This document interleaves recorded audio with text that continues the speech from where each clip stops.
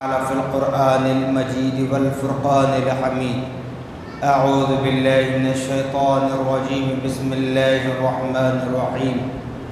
ألا إن أولياء الله لا خوف عليهم ولا هم يحزنون الذين آمنوا وكانوا يتقون. صدق الله العظيم وصدق رسوله النبي الأمين الكريم، ونحن على ذلك لمن الشاهدين والشاكرين والذاكرين والصابرين والحمد لله رب العالمين. قال الله تبارك وتعالى في شأن حبيبه المصطفى ورسوله المجتبى صلى الله تعالى عليه وسلم: إن الله وملائكته يصلون على النبي يا أيها الذين آمنوا صلوا عليه وسلموا تسليما. اللهم صل على سيدنا شفيعنا مولانا محمد كما تحب وترضى بأن تصلي عليه صلى الله تعالى عليه وسلم. نبی اور آل نبی پر پھر ایک مرتبہ آواز بلند درود پاک پڑھیں.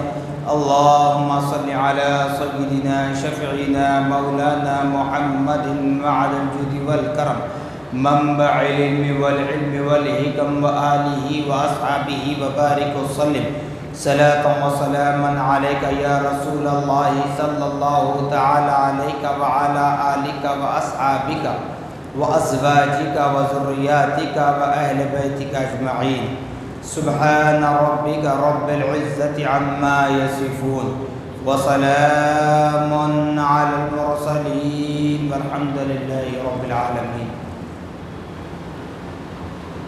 صاحبو، اللہ رب العالمین کا بڑا ہی شکر احسان عظیم ہے کہ اللہ رب العالمین نے ہم اور آپ کو اپنی تمام پیدا کردہ مخلوقات میں انسان بنا کر پیدا فرمایا. نبی مکرم رسول محتشم محمد الرسول اللہ صلی اللہ تعالیٰ علیہ وسلم کی امت بابرکت میں پیدا ہونے کا اعزاز بخشا اور اس فنا ہونے والی دنیا کی زندگی عطا فرما کر جہاں پیارے آقا محمد الرسول اللہ صلی اللہ تعالیٰ علیہ وسلم کی ولادت باسعادت کی خوشیاں منانے کا موقع عطا فرمایا، وہیں پر اللہ رب العالمین کے انعام یافتگان بندے، برگزیدہ بندے، جن کو اللہ پاک نے اپنا دوست قرار دیا ہے، جن پر اللہ پاک نے اپنے انعامات و اکرامات کی بارش فرمائی ہے، ان بزرگان دین کی یاد منانے کا موقع بھی اللہ پاک نے ہمیں عطا فرمایا.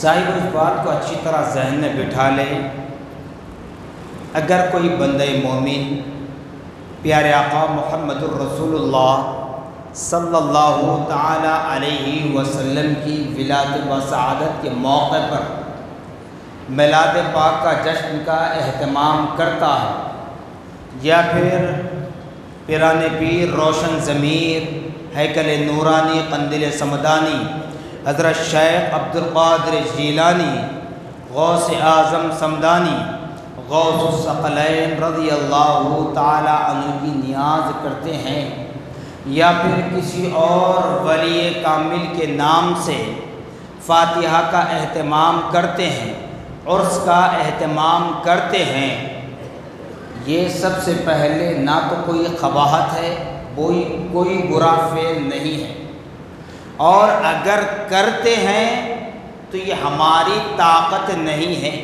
ہماری بساط نہیں ہے، ہماری اوقات نہیں ہیں کہ جنہوں نے اپنے آپ کو فنا فی الشیخ، فنا فی رسول اللہ، فنا فی اللہ کی منزلیں طے کر کے اپنے رب کو راضی کر لیے. ان کی یاد تازہ اگر کوئی کرتے ہیں، ان کے تاریخ وصال پر فاتحہ خوانی عرس کا اہتمام کرتے ہیں، ذہن نشین کر لیں کہ یہ ہماری اوقات سے باہر، ہماری اوقات سے باہر ہے. جیسا میں نے میلاد پاک کے موقع پر کہا تھا کہ اس دنیا میں کئی قومیں آئیں اور چلی گئیں، کئی قومیں زندہ ہیں، کئی مذاہب جنم لیے ہوئے ہیں، کئی کلچر اپنے مذاہب کے طور طریقے کو اپنائے ہوئے ہیں، سب اپنی جگہ ہیں، لیکن اہل ایمان کو، اہل سنت والجماعت سے وابستہ حضرات کو یہ موقع مل رہا ہے تو اس کو غنیمت جانے، اس کو غنیمت جانے۔ اگر یہ بات کہوں تو بیجا نہ ہوگا، اگر کسی کو برا لگے تو معافی چاہتا، کہنے سے پہلے یہ الفاظ کہہ رہا ہوں۔ ہم میں تو بعض ایسے بھی ہیں، کسی اور کی بات نہیں، اہل سنت والجماعت سے جو وابستہ ہے ان کی بات کر رہا ہوں۔ ہم میں سے بعض ایسے بھی ہیں جن کے والدین ہوں، دونوں میں سے کوئی ایک ہوں، بھائی بہن ہو، اولاد ہو، بیوی ہو اور دیگر رشتہ دار ہو، انتقال ہو جائے، لے جا کر جو تدفین کرتے ہیں، فاتحہ سیوم، فاتحہ دہم، فاتحہ چہلم، اس کے بعد اگر کبھی قبرستان جاتے ہیں تو سال میں ایک مرتبہ برسی کا موقع، اس کے بعد اگر کبھی جاتے ہیں ایسے محسوس ہوتا ہے کہ زبردستی ان کو لے جایا جا رہا ہے۔ معراج، برات، قدر، عیدین کی دن راتیں، یہ ایام یہ راتیں ہوتی ہیں، لیکن اس بات کو ذہن نشین کر لیں کہ اہل قبور کی زیارت سے پیارے آقا صلی اللہ تعالی علیہ وسلم نے منع فرمایا تھا، ہم مانتے ہیں، انکار ہم نہیں کرتے، لیکن اس کا دوسرا پہلو بھی ہمیں دیکھنا ہے۔ پیارے آقا صلی اللہ تعالی علیہ وسلم نے جس وقت پہلی مرتبہ اہل قبور کی زیارت سے روکا تھا، کیوں روکا تھا؟ اس لیے روکا تھا کہ وہاں مرد حضرات کے ساتھ ساتھ عورتیں بھی چل رہی تھیں، تب نبی نے منع فرمایا۔ جب عورتوں کو تعلیم دی گئی پردے کی، ماں عائشہ صدیقہ رضی اللہ تعالی عنہا نے فرمایا، جب میرے آقا حضور تاجدار مدینہ صلی اللہ تعالیٰ علیہ وسلم یعنی میرے شوہر نامدار وصال کر گئے تو برابر میں حضور کے روضے پر حاضری دیا کرتی تھی۔ پھر اس کے بعد میرے والد بزرگوار حضرت سیدنا ابو بکر صدیق رضی اللہ تعالیٰ عنہ کا وصال ہوا تو میں چوکھٹ سے حاضری دینا شروع کر دیا۔ باپ ادب بتائیے، ادب بتایا جا رہا ہے۔ پھر حضور پاک صلی اللہ علیہ وسلم کے خلیفہ دوم امیر المومنین حضرت سیدنا عمر بن خطاب رضی اللہ عنہ کا وصال ہوا، شہادت ہوئی، تو آپ کو بھی سرکار کے پہلو میں جگہ نصیب ہوئی، تو ماں عائشہ نے جانا بند کر دیا، باہر سے حاضری دی، باہر سے فاتحہ پڑھی۔ تو یہی حکم تھا، اس لیے کہتا ہوں ہمیشہ قرآن ہو یا حدیث، اس کے دونوں رخ کو دیکھا جائے، دونوں پہلوؤں کو دیکھا جائے۔ اگر ایک ہی حکم ناسخ بھی ہو رہا ہے، منسوخ بھی ہو رہا ہے، ایک ہی حکم ایک موقع پر روک دیا جا رہا ہے، پھر وہی حکم دوسرے وقت میں ایجاد کرنے کا حکم دیا جا رہا ہے، دونوں پہلوؤں کو سامنے رکھ کر لوگوں کو بتائیں۔ کرتے کیا ہیں؟ نبی نے منع کیا تھا، ارے بابا جب نبی نے پھر اجازت بھی دی اس کو کیوں بیان نہیں کرتے؟ کیوں اجازت دی؟ میں اہل قبور کی بات کروں، ابھی اولیاء کی بات نہیں۔ اہل قبور کی زیارت سے نبی نے منع کیا تھا تو عورتیں جا رہی تھی، اس لیے منع کیا۔ جب عورتوں کو مکمل طور پر پردے کی تعلیم دی گئی، عورتیں مکمل پردے میں آ چکی، نبی کے فرمان کے خلاف جانے کے لیے تیار نہیں ہوئی، تب نبی نے فرمایا اے مرد حضرات اہل قبور کی زیارت کے لیے جایا کرو، اہل قبور کی زیارت کے لیے جایا کرو۔ کیوں؟ بات یاد رکھ لیں، جب بندہ مجھ جیسا گنہگار جب انتقال کر جاتا ہے تو تمہارے نہ دعاؤں کی ضرورت ہوتی ہے، تمہارے قرآن خوانی کی ضرورت نہیں ہوتی، تمہاری دعاؤں کی ضرورت نہیں ہوتی، پھر نبی نے اہل قبور کی زیارت کے لیے کیوں بھیجا دوسری مرتبہ؟ تو بتلایا نبی نے، اے لوگوں اللہ نے تمہیں زندگی دی ہے، اے لوگوں اللہ نے تمہیں زندگی دی ہے، دنیا کے مال و متے سے تمہیں نوازا ہے، مگر تم اپنے عیش و آرام کی زندگی بسر کرتے ہوئے اپنے آپ کو دنیا میں اس طرح ملوث کر رہے ہیں، اس طرح دنیا کے سمندر میں غوطے مار رہے ہیں کہ ہمیں مرنا نہیں ہے، ہمیں مرنا نہیں ہے، یا پھر یہ سوچتے ہیں دیکھا جائے گا مرنے کے بعد کیا ہوگا، مرنے کے بعد کیا ہوگا۔ نبی نے جو فرمایا کہ اہل قبور کی زیارت کے لیے جایا کرو، کس لیے فرمایا؟ ارے جب بندہ مرتا ہے خدا کی کسٹڈی میں چلا جاتا ہے، جب بندہ مرتا ہے رسول اللہ کی کسٹڈی میں چلا جاتا ہے، وہاں جا کر شیطان کا کوئی پلہ بھاری پڑ نہیں سکتا، شیطان تو بہکا نہیں سکتا، پھر ہم کو کیوں نبی جانے کا حکم دے رہے ہیں؟ تو بتلایا گیا کہ اے لوگوں تم جو دنیا کو سب کچھ سمجھ کر بیٹھ رہے ہو، نبی نے جس وقت یہ لفظ کہا اس وقت کون تھے؟ آپ اور ہم نہیں تھے، آپ کے ہمارے آبا و اجداد نہیں تھے، یہ فتنے نہیں تھے، یہ تماشے نہیں تھے، اس وقت تو صحابہ تھے نا، جن کے لیے قرآن فرما رہا ہے رضی اللہ عنہم ورضوا عنہ، اللہ ان سے راضی ہے، انہوں نے اللہ کو راضی کر لیا۔ تو پھر نبی یہ لفظ کیوں فرما رہے ہیں اپنی نبوت والی زبان سے کہ لوگوں اہل قبور کی زیارت کے لیے جایا کرو، دنیا کو سب کچھ سمجھ کر نہ بیٹھ جانا، جبکہ وہ صحابہ دنیا کو اپنی پیر کی جوتی پر رکھا کرتے تھے، وہ صحابہ صرف اور صرف اپنے گھر والوں کے حقوق ادا کرنے کے بعد حقوق اللہ کی ادائیگی میں اپنی زندگی کو وقف کیا کرتے تھے، نبی کے چہرے کو تڑپا کرتے تھے، نبی کے چہرے کی زیارت کے لیے تڑپا کرتے تھے۔ ان صحابہ سے نبی فرما رہے ہیں تو معلوم ہوا کہ قرآن جو اللہ نے نازل فرمایا وہ قرآن کل بھی وہی تھا، آج بھی وہی ہے، کل بھی وہی رہے گا، میدان محشر تک وہی رہے گا، بلکہ حد تو یہ ہے کہ میدان محشر میں اسی قرآن پاک کا حکم چلتا رہے گا۔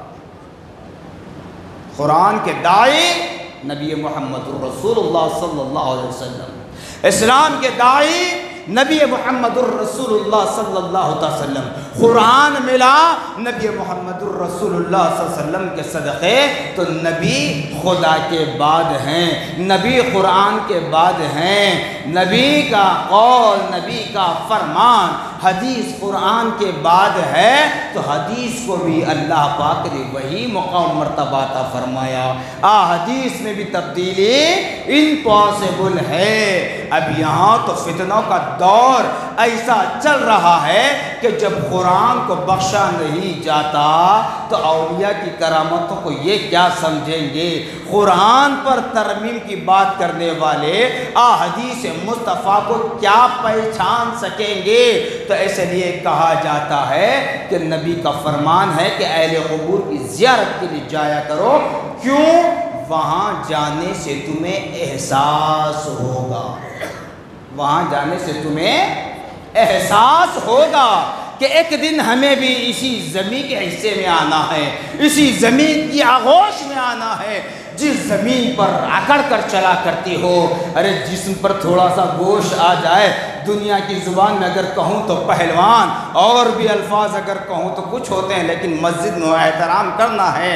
اگر اللہ تعالیٰ دولت سے نوازتے تو کوئی دولت پر اتراتا ہے، کوئی مال پر اتراتا ہے، کوئی حسن و جمال پر اتراتا ہے، لیکن اللہ تعالیٰ قرآن میں فرما رہا ہے وَلَا تَمْشِي فِي الْأَرْضِ مَرْحًا، کہ اے لوگو، علماء، حفاظ، مشائقین، سادات اکرام، آل رسول، اولاد علی، شہزاد غوث اعظم، تابعین، صحابہ، اہل بیت، اولاد امجاد، ازواج مطہرات، نبی محمد الرسول اللہ صلی اللہ علیہ وسلم کی تعظیم اپنی جگہ ہے۔ اللہ تعالیٰ قرآن میں فرما رہا ہے، کیا فرما رہا ہے؟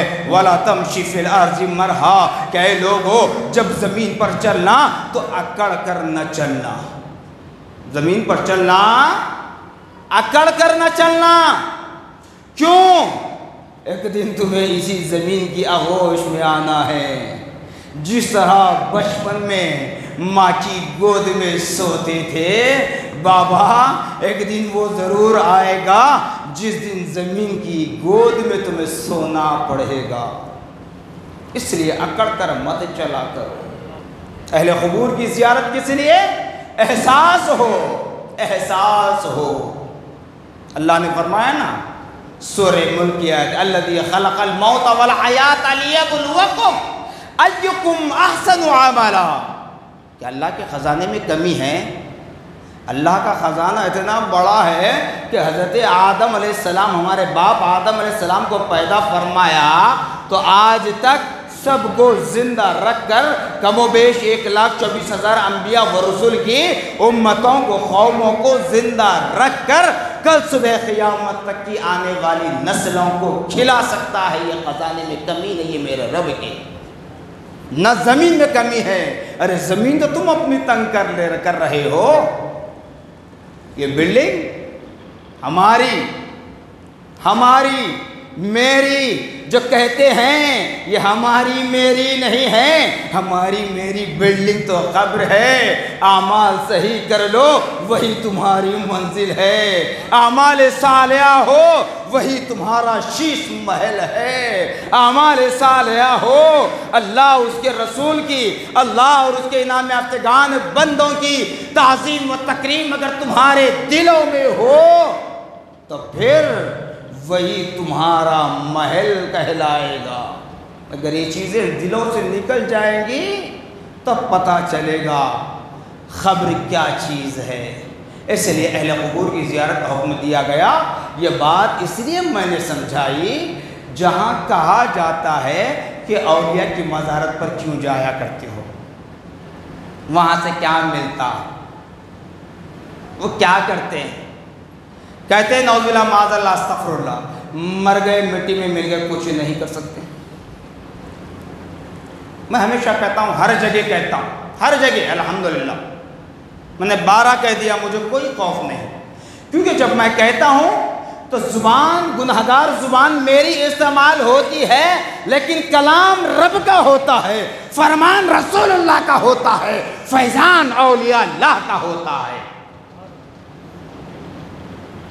ولی کی بارگاہ سے کچھ نہیں ملتا تو یقیناً تمہیں کچھ نہیں ملتا، ہمیں سب کچھ ملتا، ہمیں سب کچھ ملتا۔ اور میں تو یہ کہتا ہوں کہ ہم جو سانس بھی لے رہے ہیں، اگر ہمارے اعمال کی بدولت ہم اپنے اعمال کا محاسبہ کر لے، اللہ تبارک و تعالیٰ ایک لمحے کی زندگی بھی ہمیں عطا نہیں کر سکتا، ایک لمحے کی زندگی میں عطا نہیں کر سکتا۔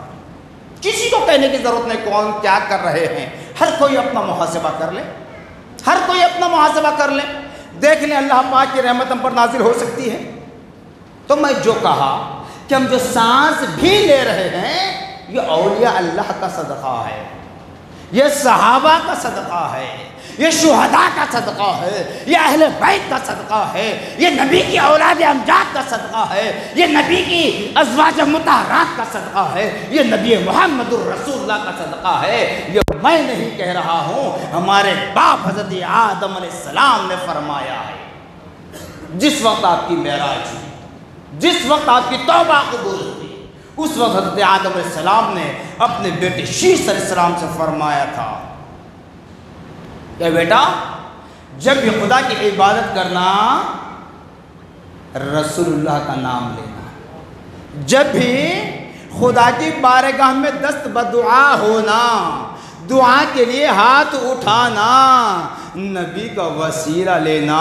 تو شیس علیہ السلام نے فرمایا ابا جان اللہ کے نبی تو آپ ہیں، اللہ کے خلیفہ تو آپ ہیں، اللہ کے نائب تو آپ ہیں، یہ نبی محمد الرسول اللہ کون ہیں؟ تو حضرت آدم علیہ السلام نے فرمایا بیٹا شیش اللہ نے اپنی تخلیق کا ایجاد فرمایا اسی نبی محمد الرسول اللہ کے ذریعے، اور تمہارے باپ آدم کی توبہ قبول ہوئی اسی نبی محمد الرسول اللہ کے ذریعے۔ تو پھر اولیاء اکرام کی ذات پر اعتراض کرتے ہیں تو میں نے بارہا کہا، چاہے میلاد ہو، 11ویں ہو، 12ویں ہو، چھٹی ہو، شہداء کا ہو معاملہ، آپ کرتے ہیں کیجئے، نہ کرتے ہیں مت کیجئے، یہ آپ کا اختیار ہے۔ آپ کی قبر کا جواب آپ کو دینا ہوگا، میری قبر کا جواب مجھ کو دینا ہوگا، لیکن بنا سمجھے کسی پر کوئی طنز نہ کریں، کوئی انکار نہ کریں۔ اگر طاقت ہے سننے کی، اگر طاقت ہے سوال کرنے کی، سوشل میڈیا پر بیٹھ کر انٹرنیٹ کے جو پروگرامز چلتے ہیں، یوٹیوب، فیس بک، انسٹاگرام، ٹویٹر وغیرہ، اس پر کمنٹ کرنے کے بجائے جائیے امام شافعی رحمۃ اللہ علیہ کی مزار اقدس پر۔ امام شافعی کی بات کر رہا ہوں، یہاں تو سب مانتے ہیں نا، یہاں کسی کا اختلاف نہیں ہے۔ امام شافعی کی مزار پر جائیے، پوچھیے کہ امام شافعی رحمۃ اللہ علیہ آپ نے امام اعظم ابو حنیفہ رحمۃ اللہ علیہ کے انتقال پر ایسا واویلا کیا، ایسا ماتم کیا، ایسا رنجیدہ ہو گئے جیسے کہ آپ کے حقیقی ابا جان کا انتقال ہوا۔ ماجرا کیا ہے؟ پوچھیے امام شافعی سے۔ امام شافعی نے رب تبارک و تعالیٰ سے فرمایا تھا، مولا میں نے اس روئے زمین پر، جبکہ مسلک کے اعتبار سے اگر دیکھ لیں دونوں کا مسلک الگ ہے، امام اعظم کے پاس نرمی ہے، رحم و کرم کا معاملہ ہے، امام شافعی کے پاس سختیاں ہی سختیاں ہیں، اور تمام کے تمام چاروں ائمہ کے مسالک حق پر ہیں۔ سب نبی کی سنتوں کو زندہ کرنے کے لیے اپنے اعتبار سے مسلک کو اختیار کیا۔ امام شافعی رحمۃ اللہ علیہ سے پوچھو کہ امام شافعی رحمۃ اللہ علیہ جس وقت امام اعظم کا انتقال ہوا اس وقت رب سے کیا مانگا؟ امام شافعی نے فرمایا تھا، مولا اس روئے زمین پر امام اعظم ابو حنیفہ جیسا میں نے عالم کسی کو نہیں پایا، مولا آج بھی مجھے ابھی علم کی پیاس میری باقی ہے، علم میں نے پورا حاصل نہیں کیا، امام اعظم کا وصال ہو چکا ہے، مولا مجھے امام اعظم کی بارگاہ سے فیض عطا فرما، امام اعظم کی بارگاہ سے مجھے علم عطا فرما۔ امام اعظم کے پاس نماز میں ہاتھ ناف کے نیچے باندھنے کا حکم ہے، امام شافعی کے پاس سینے پر باندھنے کا حکم ہے، امام شافعی کے پاس رفع یدین ہے، امام اعظم کے پاس رفع یدین نہیں ہے، امام شافعی کے پاس سورہ فاتحہ کے اختتام پر آمین بالجہر یعنی آمین زور سے کہنے کا حکم ہے، امام اعظم کے پاس آمین آہستہ کہنے کا حکم ہے، امام شافعی کے پاس جماعت کے ساتھ نماز ہو رہی ہے تو امام صاحب سورہ فاتحہ پڑھ کر توقف کریں، رک جائیں، خاموش کھڑے ہو جائیں، اتنی دیر میں مصلی سورہ فاتحہ پڑھ لے۔ امام اعظم کے پاس توقف نہیں ہے اور امام کے پیچھے احناف کے نزدیک آہستہ خاموش کھڑے ہونا ہے۔ کوئی قرآن کی آیت آپ کو پڑھنے کی ذمہ داری نہیں ہے، سب امام کی ذمہ داری ہے نا۔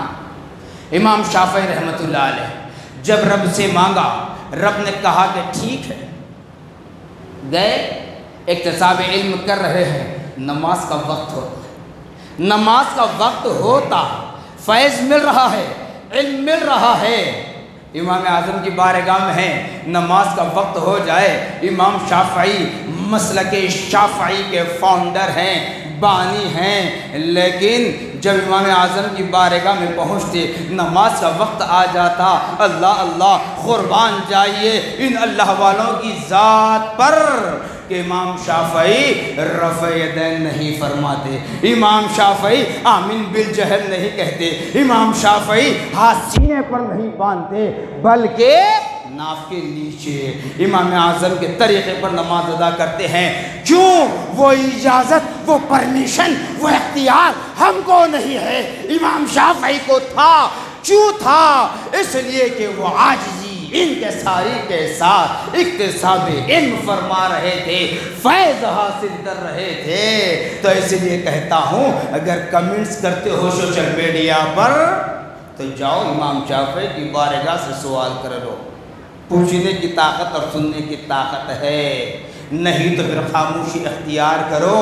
ہم کو فتویٰ دیتے ہو بت پرست کا، ہم کو فتویٰ دیتے ہو خبر پرستی کا، ہم کو فتویٰ دیتے ہو نہ جانے کیا کیا کہتے ہیں، تو لگاؤ فتویٰ امام شافعی پر۔ دیکھتا ہوں اگر آج کے اس دور میں امام شافعی ہوتے، امام شافعی اگر ہوتے آج کے دور میں، اپنے قلم سے سب کی گردنیں قلم ہو جائے۔ کیوں؟ آخری بات کہتا ہوں، وقت ہو چکا ہے۔ امام اعظم ابو حنیفہ رحمۃ اللہ علیہ کے پاس اولیاء پر اعتراض کرتے ہیں، تو اس لیے بتا رہا ہوں کیونکہ میلاد کا موقع آتا ہے تو کہتے ہیں نا چاروں خلفاء کے نام، چاروں ائمہ کے نام، چاروں سلاسل مرکز سلاسل کے بانیان کے نام لے کر کہتے ہیں ان کے دور میں اتنے مرتبہ ربیع الاول آیا، ان کے دور میں اتنے مرتبہ ربیع الاول آیا، کہ انہوں نے میلاد منایا تھا، فلاں کیا تھا، فلاں کیا تھا، سوال کرتے ہیں۔ تو دیکھیے امام اعظم ابو حنیفہ رحمۃ اللہ علیہ فرماتے ہیں اگر کوئی تارک صلاۃ ہے، نماز چھوڑتا ہے، نماز پڑھتا نہیں، تو امام اعظم فرماتے ہیں کہ اس کو ایک قید خانے میں قید کر دیا جائے۔ قید خانے سے مراد کوئی جیل خانہ نہیں، ایک کمرے میں بند کر دیا جائے، کوئی اسے ملنے نہ جائے اور اسے کوئی کھانا پانی بھی نہ دے۔ اس کمرے میں قید رہ کر یا تو وہ تائب ہو جائے، توبہ کر لے، نماز کا پابند ہو جائے، یا نہیں تو اسی حالت میں مر جائے۔ پر امام شافعی کے پاس کیا ہے؟ اگر کوئی تارک صلاۃ ہے، رشتہ نہیں دیکھنا، امام شافعی فرماتے رشتہ نہیں دیکھا جاتا۔ اگر کوئی تارک صلاۃ ہے، آمدن نماز ترک کرتا ہے، چھوڑتا ہے، تو امام شافعی فرماتے ہیں قتل کا حکم دیتے ہیں کہ اسے قتل کر دیا جائے۔ یہ شان ہمارے بزرگان دین کی، ہمارے اسلاف کی ہے۔ تو یہ بت پرستی، خبر پرستی، نہ جانے اور کیا کیا کہتے ہیں، اولیاء کرام کی ذات کو لے کر ہم سے کہا جاتا ہے کہ وہاں کیوں جاتے ہیں، مر گئے مٹی میں مل گئے، کچھ نہیں کر سکتے۔ تو پھر امام شافعی سے پوچھو، امام اعظم مٹی میں مل گئے تھے نا، تو پھر اکتساب علم کیسا کیا، فیض کیسے حاصل کیا؟ یہ میں نہیں کہہ رہا ہوں، امام شافعی کے الفاظ ہیں، ہسٹری اٹھا کر، بایوگرافی اٹھا کر پڑھیں۔ اہل حق، علماء حق، علماء ربانیین کی لکھی ہوئی کتابیں پڑھیں کہ امام شافعی کی زندگی بایوگرافی کیا تھی۔ تو کہنے کا مقصد یہی ہے کہ اولیاء کرام ہو یا کوئی ہو، اللہ کے جو انعام یافتگان بندے ہیں، اللہ نے انبیاء و رسول، صحابہ، صالحین، صدیقین، شہداء، اولیاء کو جو اپنا انعام یافتگان اور اپنا محبوب بتایا ہے، ان کی ہمیں تعظیم کرنا ہے، انہی کے صدقے ہمیں اسلام مل رہا ہے، انہی کے صدقے ہم تک قرآن کا یہ پیغام عام ہو رہا ہے۔ آنے والے زمانوں میں کیسے کیسے حالات ہوں گے، ان مسائل کو استنباط کر کے قرآن و حدیث سے ہمارے ان اسلاف نے ہمیں بتلایا ہے، اس پر چلنے کی کوشش کریں اور کچھ کہنے سے پہلے سمجھنے کی کوشش کریں۔ اور میں پہلے ہی کہہ چکا تھا، غالباً گزشتہ جمعہ بھی کہا، ابھی بھی کہہ رہا ہوں کہ آپ غوث اعظم دستگیر رحمۃ اللہ علیہ کے نام سے 11ویں کرنا چاہتے ہیں، جو محلوں میں جھنڈے لگاتے ہیں چچلا کہہ کر، وہاں اگر 11ویں کرتے ہیں کیجئے، پر چندہ مت کیجئے۔ بار بار کہہ رہا ہوں، استطاعت ہے جتنی اتنا ہی کیجئے، آپ کو چندے کی ضرورت نہیں ہے، کیونکہ اللہ نے ان کے درجات کو بلند فرمایا ہے۔ نہ یہ ہمارے جھنڈوں کے محتاج ہیں، نہ ہمارے کھانا کھلانے کے محتاج ہیں، نہ ہمارے جلسوں کے محتاج ہیں، لہذا چندہ کر کے ان پر کوئی حرف آنے نہ دیں۔ چندہ کیا کرتے ہیں کیا نہیں کرتے اس سے مجھے کوئی سروکار نہیں ہے، لیکن ان کے نام پر چندہ نہ کریں۔ میں نے کھل کر کہا ہمیشہ کہ چندہ کرنا ہی ہے اپنے کفن دفن کے لیے جمع کر لیں، چندہ کرنا ہی ہے تو اپنی خبر کے لیے جمع کر لیں، لیکن اولیاء کا نام لے کر چندہ کر کے چندے میں گیارہویں نہ کریں، چونکہ وہ اعلیٰ لوگ ہیں، اللہ کے محبوب بندے ہیں۔ جزاکم اللہ خیر جزا، وآخر دعوانا الحمدللہ رب العالمین۔